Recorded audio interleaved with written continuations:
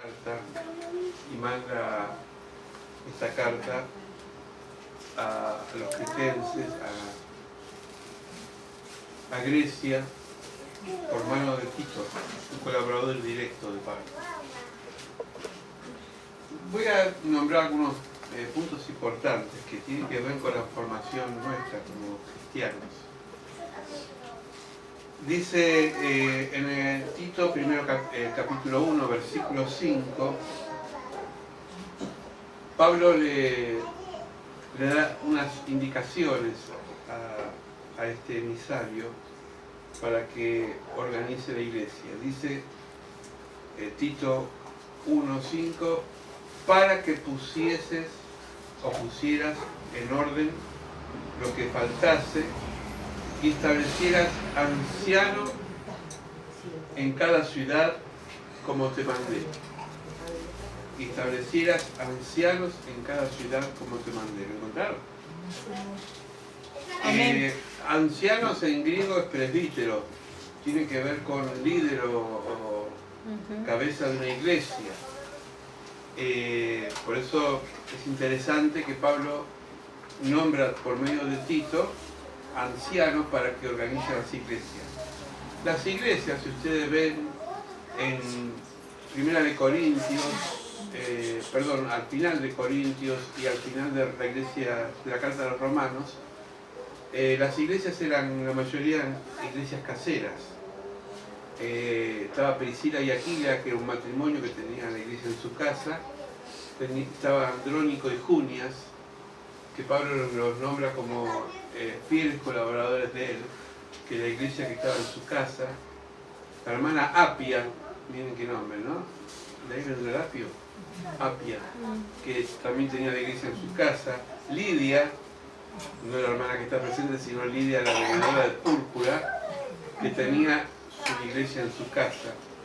Es decir, no había templos todavía porque el único templo que estaba era el templo judío. Tampoco había sinagogas porque la sinagoga pertenecía a una costumbre judía del antiguo pacto.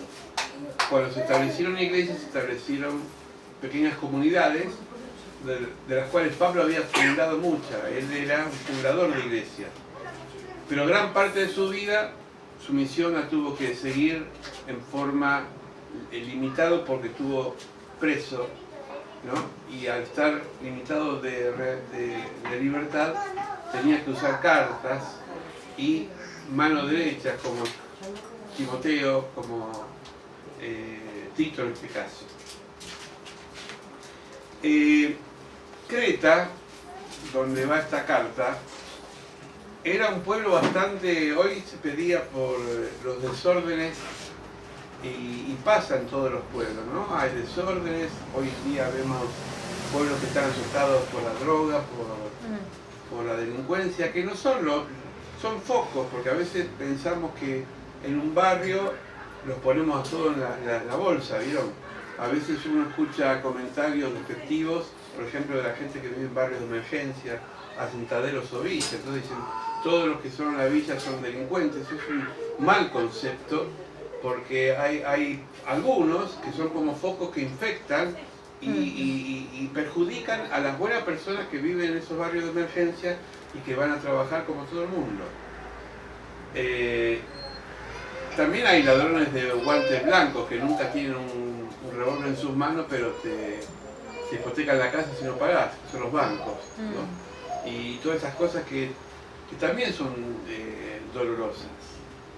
En la época de Pablo, y ahora vamos a ver algunas palabras, Pablo usa una palabra muy fuerte. Versículo 12 del capítulo 1 cita a un profeta de la época de los cretenses. Es como si hoy citaría, qué sé yo, a un poeta importante, a Martín Fierro o a Neruda, a un poeta de esta época, ¿no?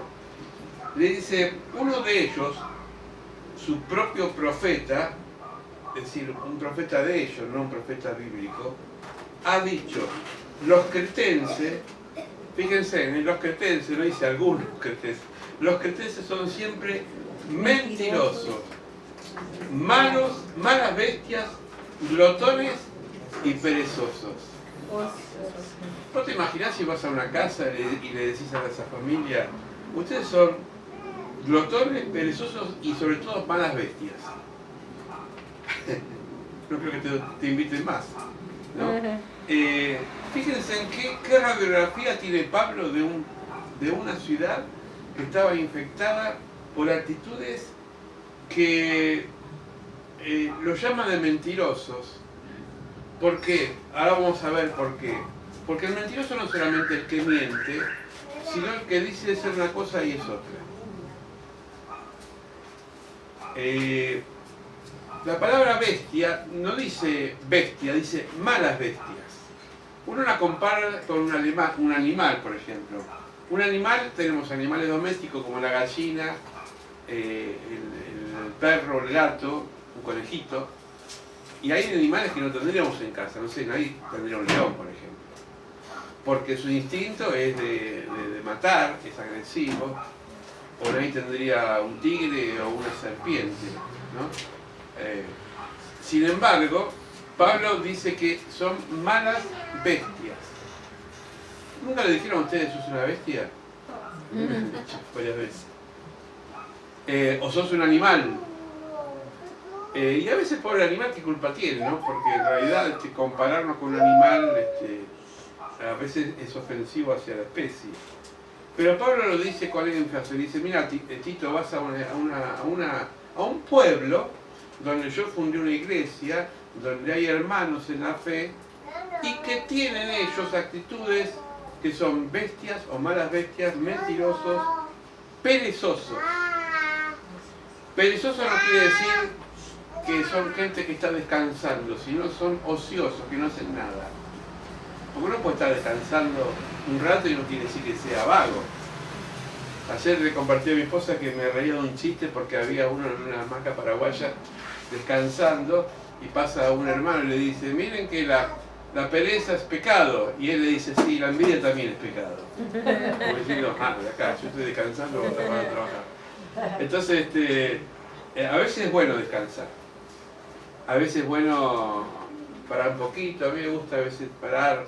Yo mi retiro espiritual hago a las tardes ahí al lado de los Malbones, tomando unos matecitos, cuando hay parra en verano, ¿sí? Cada uno tiene su rinconcito, ¿vio? Pero eso no está mal. Pero este era ocioso, estaban de balde. Como hay personas que se levantan a la mañana y ya se levantan cansados. Yo, ay, estoy cansado, la verdad que no sé.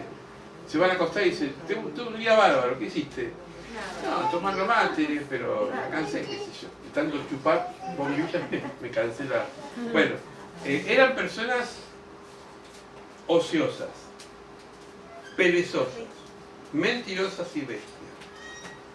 Pablo dice en el mismo capítulo 1, 15, 16, algo interesante. Fíjense, capítulo 1, 15, 16. Para los puros, todas las cosas son puras. Acá hay 3 chicos. Los chicos son puros. Sí, ellos no tienen dobleces como nosotros los adultos. Entonces, el que es puro, por eso Jesús decía, los puros verán a Dios, son las personas que no tienen maldad. Hay gente que hasta por ahí... Yo conocí una señora en mi barrio allá en Chingolo, doña Clota le decíamos, la queríamos mucho en el barrio, tenía más hijos que un conejo.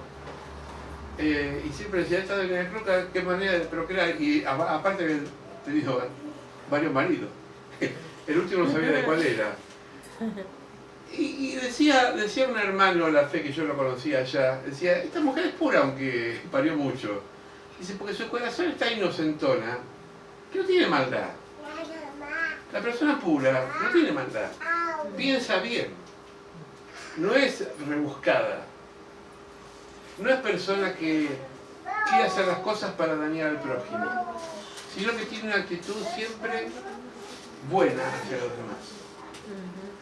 Por eso dice Jesús que la abundancia del corazón habla de la boca, porque hay personas que por ahí son intachables en su imagen, pero cuando largan un lenguatazo te mandan maldiciones, ¿no? O como se dice, te sacan el cuero, te critican.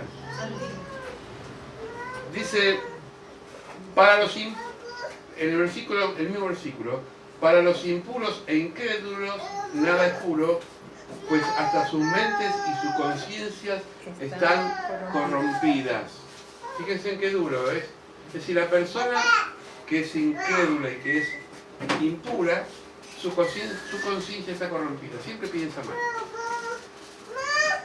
Ahora, Pablo le escribe, vamos a situarnos, le escribe a un pueblo, pero le escribe a una iglesia. Porque vamos a ver ahora esto. Profesan conocer a Dios, pero con sus hechos lo niegan. Son abominables, desobedientes y reprobados en todas buenas obras. Vamos a desmenuzarlo. Profesan conocer a Dios, pero con sus hechos lo niegan. Yo una vez estaba viendo un documental sobre los grandes mafiosos como Al Capone o los carteles de Cali o de Medellín. Eran todos creyentes.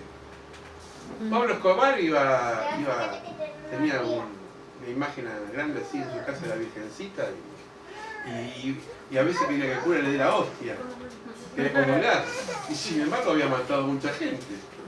Al Capone dice que no solamente le rezaba a San Cayetano, sino que dice que donaba tantas cosas a la gente pobre que lo adoraban y había matado miles de personas, un gángster de Estados Unidos. Ahora, yo estoy hablando de gente extrema, ¿no? Pero ¿cuánta gente que dice que cree en Dios, pero su vida es totalmente diferente a lo que dice? Porque se profesan creer en Dios, pero con sus hechos lo niegan. ¿Cómo negamos a Dios? Y cuando no somos coherentes con lo que decimos y lo que hacemos. Muchas veces hablamos de Dios, pero solamente de la boca para afuera. Dice el profeta Isaías, este pueblo me honra con sus labios, yo cito a Jesús, pero su corazón está lejos de mí. Y Jesús mismo dijo, no por decir Señor, Señor, entrarán al reino de los cielos. A veces, decía un pastor, usamos la palabra Señor como coma y decimos estas oraciones. Señor, te pido para que me bendiga mi familia, Señor, y te pido para que mi trabajo sea bueno, Señor, y lo nombramos como Señor, Señor, Señor, y pensamos que vamos a conmover a Dios diciéndole muchas veces Señor. Y por ahí vos tenés un corazón derramado de dolor, como lo tuvo Ana en Primera de Samuel, que ella se quebró, que ni siquiera dijo palabra, y sin embargo su alma fue derramada ante el Señor, y el Señor le escuchó su voz, y le concibió ese hijo que ya no podía tener. Porque a veces ni las palabras son suficientes para tocar el trono de Dios, es la actitud de corazón. Es como uno se pone ante Dios. Acuérdense, y lo hemos predicado acá, que el papá de Juan el Bautista, Zacarías, le dijo al ángel, ¿cómo puede ser que yo soy viejo y mi esposa que es estéril va a tener un hijo? María dijo lo mismo, ¿cómo puede ser que yo no conocí varón y sin embargo voy a quedar encinta? Las mismas respuestas, pero con diferentes actitudes. La actitud de Zacarías le costó quedar mudo y hasta que no vio a su hijo fuera del vientre de su esposa no pudo hablar. Y era sacerdote, estaba oficiando un rito religioso. Sin embargo, María estaría barriendo la casa, ayudando a su mamá, Ana, no sé qué estaba haciendo, pero no estaba en el templo. Pero vio en Dios un corazón limpio, le dijo unas palabras, creyó y fue contada por justicia. Por eso, esto es muy duro lo que dice, pero eso es para que reflexionemos. Podemos profesar diciendo que creemos en Dios, pero nuestros hechos muchas veces dejan mucho que desear. Malas bestias. ¿Usted pondría un elefante en un bazar? ¿Se imagina un elefante en un bazar? ¿O un chancho, un cerdo en una fiesta? La fiesta no va a cambiar hasta que entra el cerdo. el bazar no va a ser tocado hasta que entre el elefante. Pero la pregunta es, el salón o la fiesta o el bazar no cambia, lo que hace que cambie ese lugar por el aroma, por el ruido y por la pisada, es el animal que entra. Voy a poner un ejemplo concreto. La persona es la que afecta al ambiente y no el ambiente que le afecta a la persona. La persona que es pura no se deja contaminar. ¿Saben que el pez, por más mar salado que tenga, sus escamas son dulces y hay que salarlo cuando se lo pesca? Porque no deja su estructura que la sal entre en el pescado. Cosa rara, ¿no? El mar no lo afecta. El cristiano, el mar del pecado que lo rodea, no lo afecta si su corazón es puro. Si le dicen, como decimos muchas veces, temeroso de Dios.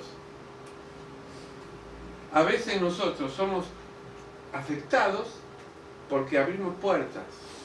Y cuando abrimos puertas por la curiosidad y por situaciones que no tenemos que estar, es como que empieza esa sal, pero esa sal mala, a trabajar en nosotros y pudre nuestra integridad. Por eso Pablo dice, vamos a capítulo 3, saltamos un poquito. ¿Luciano se fue? Claro. Capítulo 3, 9-11. Le dice a Tito, capítulo 3, 9-11. Estamos viendo a Tito. Pero evita las contiendas necias. Esto es algo que tenemos que hacer, parar un poquito la pelota. Evita las contiendas necias. ¿Nunca le pasó a usted que habla con alguien y entra en discusión y siempre quiere tener razón? Hay dos caminos. O lo dejas hablando solo o sola a la persona, o te enganchás. Y si te enganchás y la otra persona no quiere tener la última palabra, vas a perder. Yo tengo un familiar, no lo voy a nombrar porque si un día ve el video y ya parece de mí. Pero tengo un familiar que siempre quiere tener la última palabra. Y el otro día estaba escuchando una discusión en Facebook y aunque la dijo en inglés la última palabra, pero la tuvo que decir ella. Ya di pistas. Entonces, no engancharse con discusiones necias. Con personas que no te edifican, que son cerrados y tan cerrados que nunca van a decir la verdad que tenías razón. Porque cuesta decir tenías razón.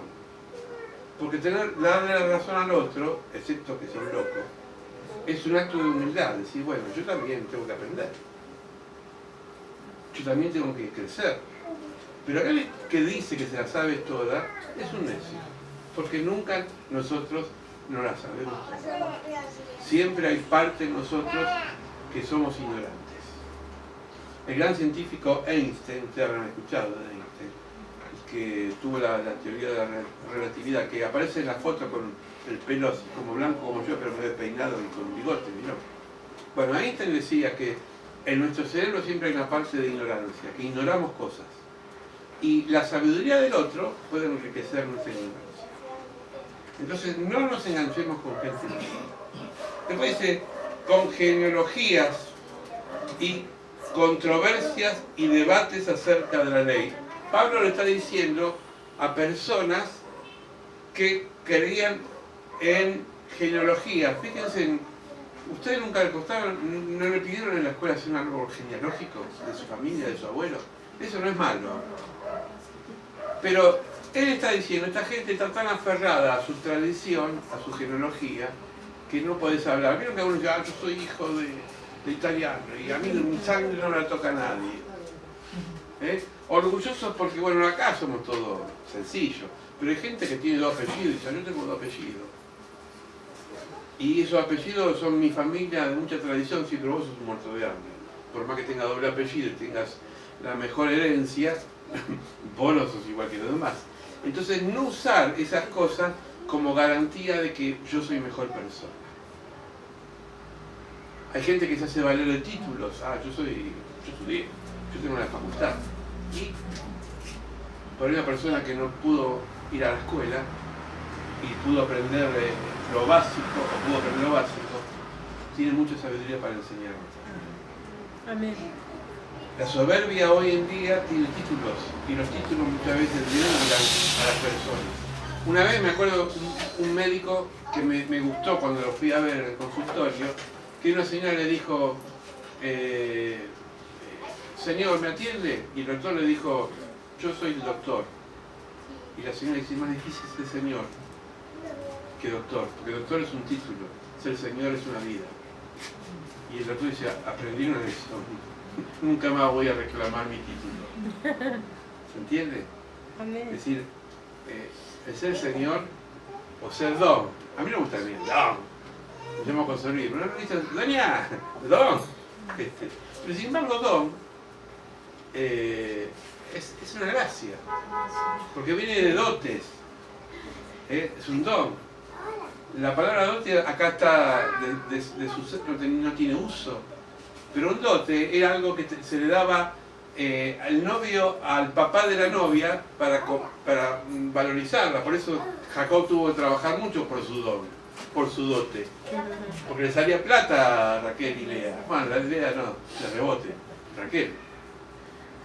¿Se entiende? Amén. Entonces el don es algo que lo da Dios, es gratis. Y si es gratis, yo tengo que usarlo a beneficio de los demás. A beneficio de los demás. Dice, rechaza al hombre que causa divisiones. Esto incluido mujeres también. Rechaza al hombre que causa divisiones, sabiendo de que tal se ha pervertido y peca, habiéndose condenado a sí mismo. Fíjense que la división es un pecado también. No solamente la fornicación, el adulterio, el robo, la mentira. La división produce en la iglesia la fragilidad, la destrucción del cuerpo de Cristo. Dice Jesús que una casa dividida es una casa asolada. La división es glu para el diablo. Porque cuando una familia está dividida, cuando un matrimonio y una pareja está dividida, cuando estamos divididos entre nosotros, no estamos consolidados, es debilidad para que el otro meta la cizaña. ¿Cuántas parejas, cuántas relaciones se destruyen por la división? ¿Qué es la división? Es tener dos visiones. Es dos visiones. Es decir, nosotros tenemos una visión. Si alguien tiene otra visión, bueno, la respetamos. Pero si se impone la otra visión, se producen dos visiones. Y cuando hay dos visiones, se produce división. ¿Qué pasa a veces con la mamá y el papá? Que la mamá es permisiva, o al revés, o el papá es permisivo, y la mamá no, o el papá no. Entonces el chico, como no es ningún tonto, va a ir a buscar respuestas en la madre o en el padre que es permisivo. Por eso es bueno que las decisiones se consensen antes de darlas. Yo me acuerdo que, yo mi mamá la perdí, yo tenía 5 años, pero me eduqué con mi tía Teresa y mi tío Moisés mucho tiempo, cuando mi mamá había muerto, en Quilmes. Y yo me acuerdo que yo le decía a mi tía, ¿puedo? O a mi tío que venía a trabajar, ¿puedo ir a tal lado? ¿Y qué dijo tu tía? No. Bueno, si tu tía dijo no, yo apoyo a tu tía. Aunque después ellos discutían. ¿Sí? Pero basta que uno diga ahí anda y el otro dijo no, entonces el otro dice, me conviene más el tío, la tía, el papá, la mamá. Es decir, siempre los chicos son piolas, son rápidos y saben en qué apoyarse. Por eso es importante que la visión se empiece a edificar en el núcleo de la familia. Aunque sean dos, pero que ese núcleo sea fuerte, sólido, para que no haya doblez. Por eso Pablo le dice, cuidado, evitar el hombre, dice, ahí me fui.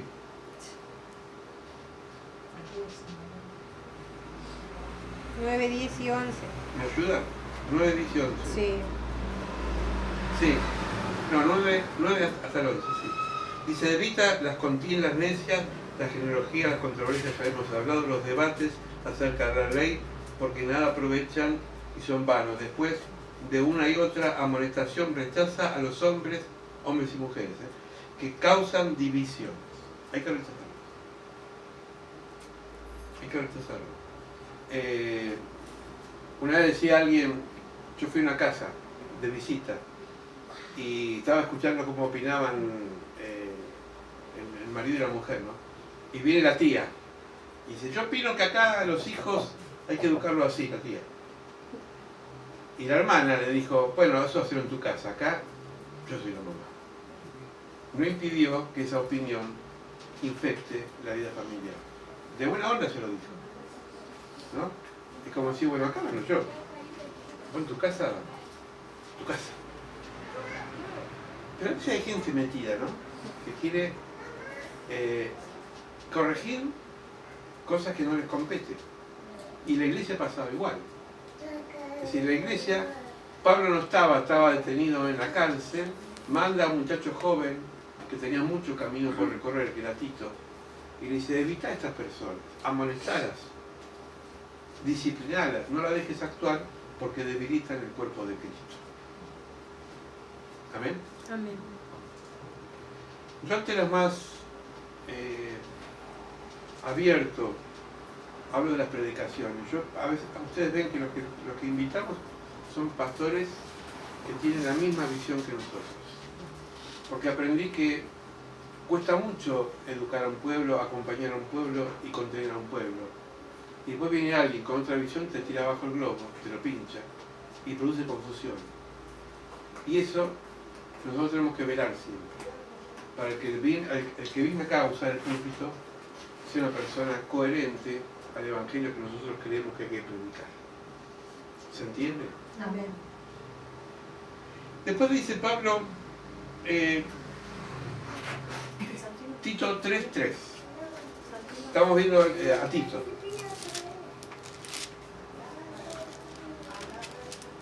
Esto es importante porque tiene que ver con saber lo que éramos y lo que somos. Lo que éramos y lo que somos. Dice, porque en otros tiempos nosotros también éramos insensatos, desobedientes, extraviados. Estábamos esclavizados por diversas pasiones y placeres. Viviendo en malicia y en envidia, éramos aborrecibles, odiándonos los unos a los otros. Una vez un profesor de teatro muy conocido llamado Pavlovsky, una vez él hizo una experiencia. Supongamos que los que estamos acá queremos hacer una obra de teatro, pero ninguno de los que estamos acá nos conocemos, nunca nos vimos. Y él anotó a los candidatos para actuar en la escuela de teatro. Y dijo, bueno, para empezar a hacer un ensayo libre, cada uno va a elegir un animal. Entonces, uno eligieron un ser tigre, otro leopardo, otro oso, todos animales salvajes. Y estaban así como haciendo como el tigre y el oso, uno se ponía con el oso así, punta de pie. Y era un barullo esa clase. Después de 2 meses que se empezaron a conocer, empezó a decir lo mismo. Dice, bueno, ahora elijan otro animal, diferente al primero. Y eligieron gallinas, patitos, perros, gatitos. Dice, fíjense, al principio elegían animales salvajes, ahora eligieron todos animales domésticos. ¿Saben por qué? Porque empezaron a conocerse, se empezaron a domesticar, se les fueron los miedos, los prejuicios del uno con los otros. Ahora son diferentes. Es en el mismo término que usa Pablo. Antes éramos, ahora somos. Ahora, ¿qué pasa? Que lo que tendríamos que haber sido, seguimos siendo. No hubo crecimiento. Dice Pablo en la carta a los romanos, el que está en Cristo, nueva criatura es. Pregunto, ¿en qué tiempo está? Presente. El que está, no el que estuvo. El que está.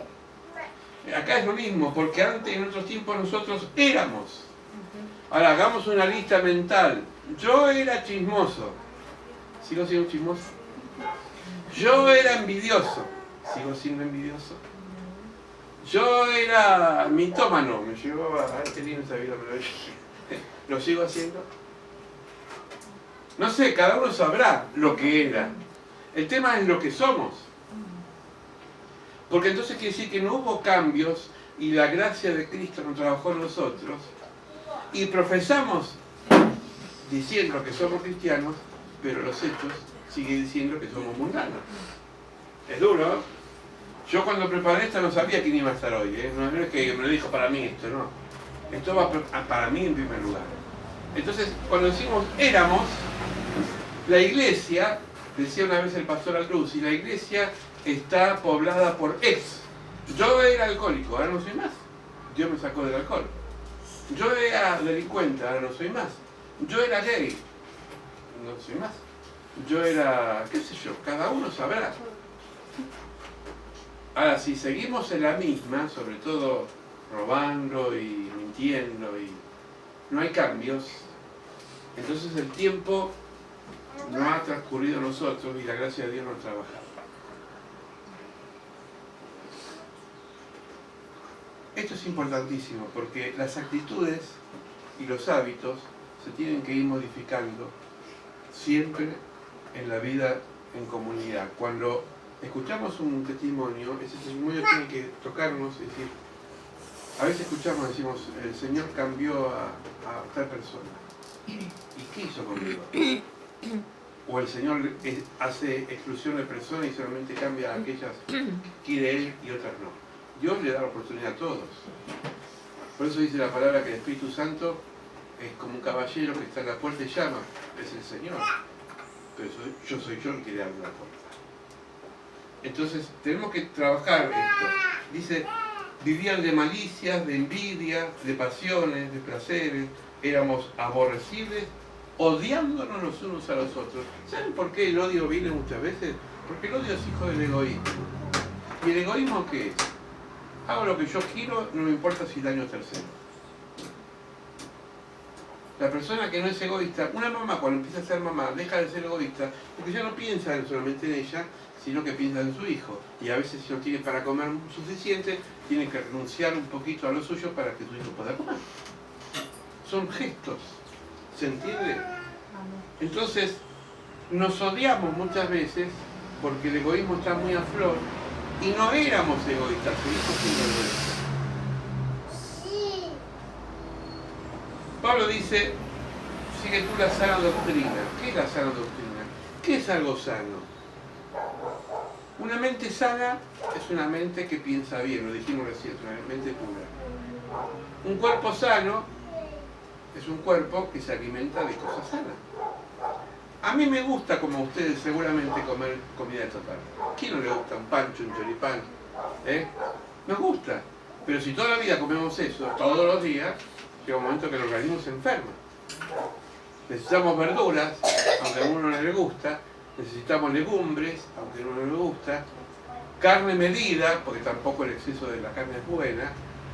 Sobre todo la grasa y todo lo que tiene. Es decir, necesitamos un balanceo en nuestra alimentación. En la mente también. Si yo todo el día estoy viendo novelas donde es común meterle los cuernos al otro, pero no es que hable así, crudamente. Pero yo a veces veo novelas a las 3 de la tarde, ¿no? A protección a menor, que es lo mismo que un socio le estafe al otro socio, y como que está todo bien permisivo, eso entra en la mente, porque la mente es una ventana que entra todas las proyecciones, y llega un momento que para mí es un hábito. Es más, si estoy en un ambiente que es común, yo me acuerdo que, no es que yo era bueno, entiéndame, a mí nunca me gustó fumar, ni marihuana ni cigarrillo común. De chiquito siempre tuve una especie de aversión al tabaco. No me gusta. Cuando estaba en la secundaria, en el primer año, me cargaban, me hacían de todo. Una vez me pusieron acá un gorro con 2 orejas de burro, me llevaron, todo porque los alumnos, mis compañeros, era el pavo que no hacía como los demás.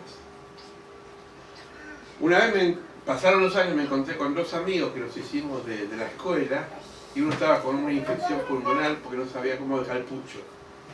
Y me decía, ¿cómo te envidio cuando vos decías que no? Digo, viste, yo, es decir, lo que es moda, lo que es práctica, lo que es hacer, porque todo lo hacen, termina después uno entrampado en esas cosas.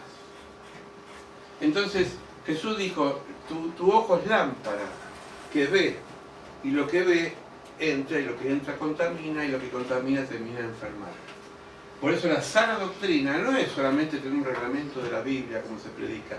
La sana doctrina son principios bíblicos que están en el Evangelio, en las palabras de Jesús, que a mí me tienen que edificar, que a mí me tienen que fortalecer, que a mí me tienen que decir, yo, Dios, quiero esto para vos.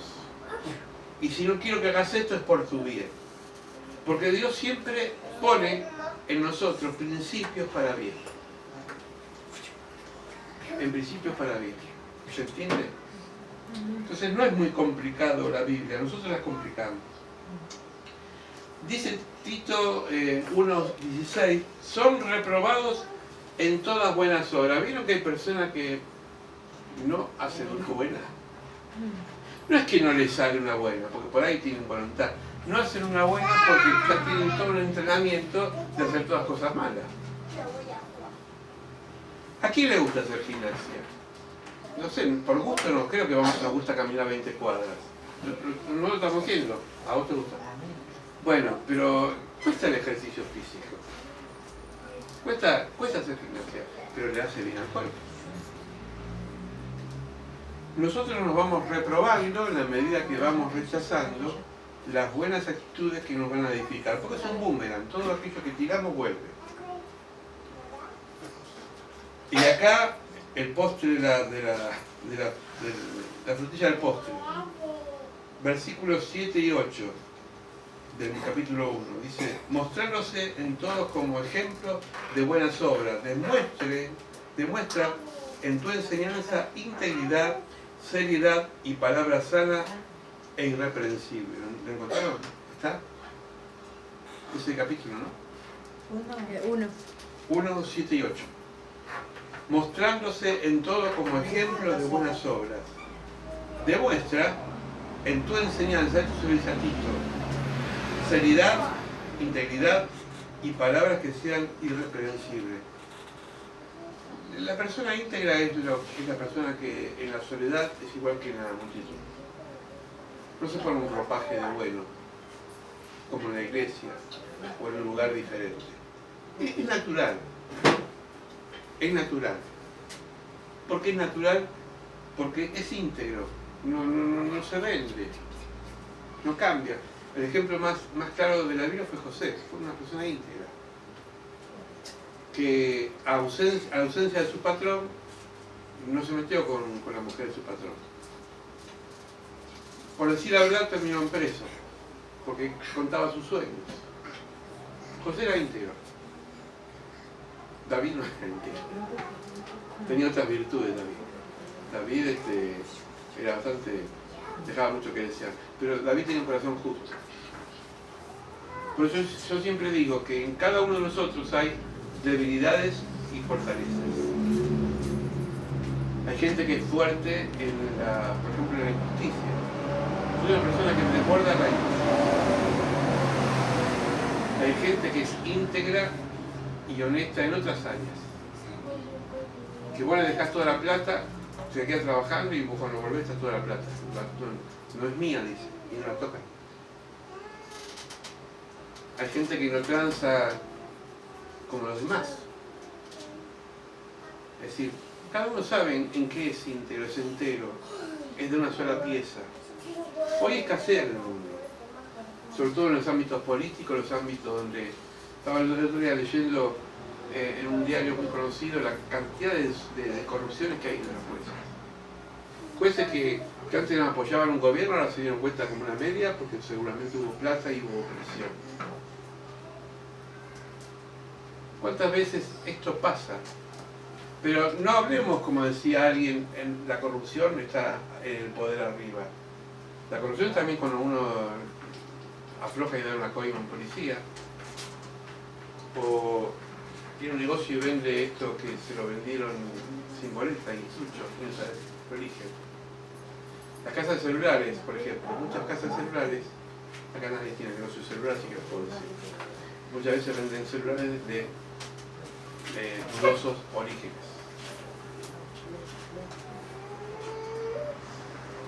Por eso Dios en esas cosas nos bendice. Si uno compra algo de origen legal, Dios te va a bendecir. Si uno, es más barato lo ilegal, pero no trae bendición.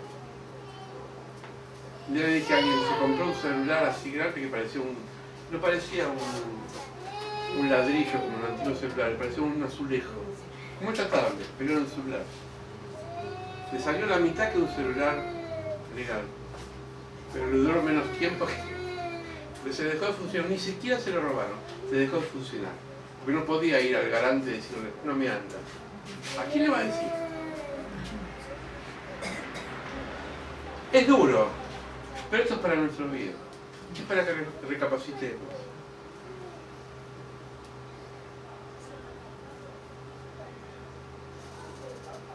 Por último dice Pablo, estamos paseando de vuelta al 3, capítulo 3, 4 y 5. Tito 3, 4, 5. Habla de Dios o de Jesús. Dice, nos salvó no por las obras de justicia que nosotros hubiéramos hecho. Vieron que hay religiones que predican que si vos haces buenas obras te vas al cielo, ¿no? Yo conocí una anciana que decía, yo hice tantas cosas buenas que seguramente voy a estar al lado de San Pedro. Abuela, eso lo hace Dios nada más. ¿Se acuerdan que los discípulos de Jesús decían, Señor, ¿por qué no me haces palanca para estar al lado del tuyo y arriba? Y Jesús lo sacó corriendo. Dice, ustedes quieren ser los primeros, sean servidores de los demás. Sí. Nos salvó no por las buenas obras de justicia que nosotros hubiéramos hecho, sino según su misericordia. Nosotros, la iglesia, es un hospital de enfermos, es decir, nosotros somos pecadores y por la misericordia de Dios estamos acá. No porque somos los mejores. Amén. No porque somos buenitos, por la misericordia de Dios. Somos un pueblo que Dios tuvo su misericordia y nos redimió por la sangre de Jesucristo. Por medio del lavamiento de la regeneración, miren la palabra, regeneración y renovación del Espíritu Santo. ¿Qué es regeneración? Vamos a 3 palabras que son sinónimos o antónimos, opuestas. ¿Qué es generación? Una persona, ¿qué es una generación? Puede ser una etapa biológica de una familia, de un padre a hijo, es una generación. ¿Sí? ¿Y qué es un degenerado? Lo vemos en Crónica eso, ¿no? Aquel pervertido que hace cosas, ¿no? Sí, se degeneró. ¿Qué es una renovación? Es algo que se renueva. Y una regeneración es algo que también se renueva. Esto quiere decir, y lo estaba viendo en el origen griego, es un presente continuo. Yo permanentemente tengo que ser renovado por la gracia de Dios. Decía San Agustín, un día que dejo de orar soy capaz de hacer un homicidio. ¿Por qué? Porque él conocía su parte flaca. Un día que dejamos de tener comunión con Dios, con su palabra, alimentarnos, somos capaces de largar todo lo que tenemos adentro. La regeneración lo produce el Espíritu Santo. A veces nosotros queremos que cambie nuestro pariente, ¿no? Que cambie aquella persona que es dura. Y Dios muchas veces dice, bueno, pero eso es mi trabajo. Vos orá, intercedé, pero yo me encargo de convencerlo de pecado. Nos convence de que están faltas el Espíritu Santo, de que hace que se les caiga la descarga. Pablo estaba convencido que matar, cuando era Saulo, estaba convencido que matar a los cristianos era un acto bueno, de buena obra, porque él como judío tenía que matar a esta secta, como le decían que eran los cristianos. Iba con carta de asesinar a los cristianos en Damasco, pero ¿quién le quitó el Espíritu Santo? Se encontró con Jesús y quedó ciego. Es una metáfora que no veía y se le cayeron las escamas. Quiere decir que la gente tiene un vendaje, está ciega, y tenemos que orar para que el Espíritu Santo entre en su vida y sean regenerados. Pero también nosotros como cristianos tenemos que ser permanentemente regenerados. Fíjense que está todo hilado este mensaje, ¿eh? Lo de Pablo, no el mío, lo de Pablo. Le dice Pablo a Timoteo,